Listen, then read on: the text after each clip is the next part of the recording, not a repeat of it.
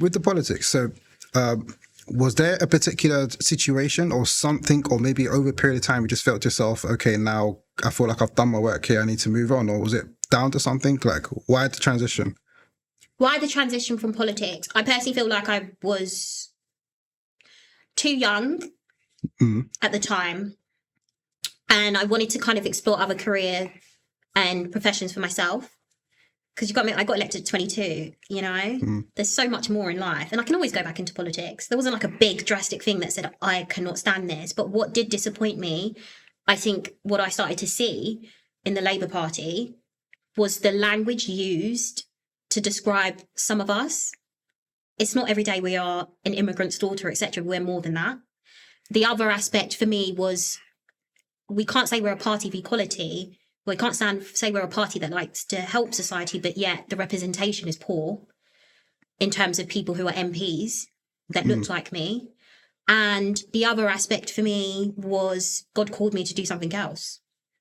And it was a tough battle. Even people in the Labour Party were like, are you sure you want to leave? Like, are you sure? Are you serious? Yeah. No, Telly, seriously. But I had mentored a young girl. Her name's Frankie. She's currently elected in my seat. I had mentored her. I had got a job in Parliament. She worked for Claudia Webb, my old MP. So I could trust that she was going to lead the way. And furthermore, I don't believe that you should stay in the seat for 10, 20 years and not allow somebody else to come through.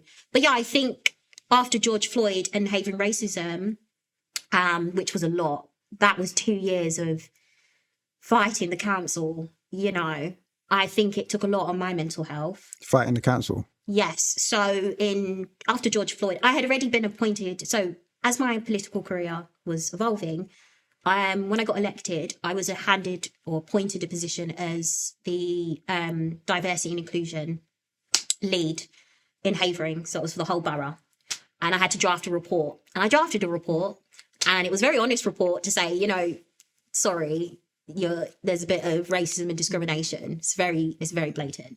I remember some of the council officers made me take out certain things, change some wording, and I refused. I said, no, I will change the wording, but I'm not taking it out. You wanted to police your voice. 1000%. I've always been, my voice has always been silenced. So I remember the report, and coincidentally, there was not enough time for me to discuss my report, but the report's public, it's out there.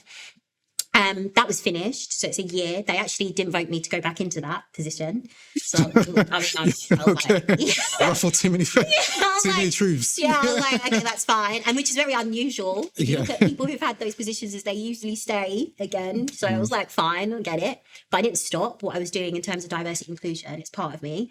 And then, yes, 2020 came, George Floyd. And I spoke out. I did an article. I called my council institutionally racist because they were institutionally racist. And I can say that because it's actually been found. I got a lot of backlash from the opposition, so Conservatives and so forth. They did a joint letter actually saying they do not believe in why am I coming out? I'm using this for votes and da-da-da-da. And I was like, yeah, doubt I'm using this for votes, please. They ain't going to get you no votes in Havering. It's not going to get me no votes in Havering, come on. Yeah. I got a lot of backlash. Then I went to the Black Lives Matter, and that, oh my God, that caused death threats and attack on social media and all sorts. But I didn't stop.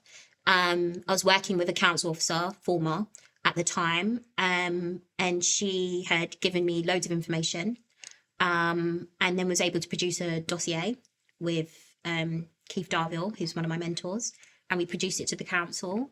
I did the campaign obviously through Havering racism. I'm very strategic in that sense. So I attack at two sides. So publicly we did our campaign. Internally I was producing the dossier, was having the meetings. And then they did an investigation, and then they found that the council was institutionally racist and there was casual sexism, and then everybody went quiet. Not a single sorry, Telly. Oh, you were right, Telly. Not a wow, 2 years you were fighting this, you know. And I helped them with their action plan as well. You can see that I produced like an action plan of what I think they should be doing before I left. And I think it was just the toll on my mental health. People don't really realise when you are a change maker, thank you for giving me that title, by the way, when you are a change maker, it takes a lot on you. You know, it really does. and you're having to be strong all the time because there's people that you need to support, people that you need to help. So you can't show weakness. People think you can show weakness. You can't. Once you show weakness, they come for you like lions. So yeah, I think that was probably what it was. It was just, I knew I was too young, and there's so much you need to learn if you want to enter politics, to be very real. There's a difference between an activist and working in policy and being an elected official. So I think I wanted to gain more about the world, experiences, career, then maybe come back into politics, who knows. So yeah, there was no big drastic thing that happened. It was just God called me, my mental health, and I feel like I wanted to explore other avenues.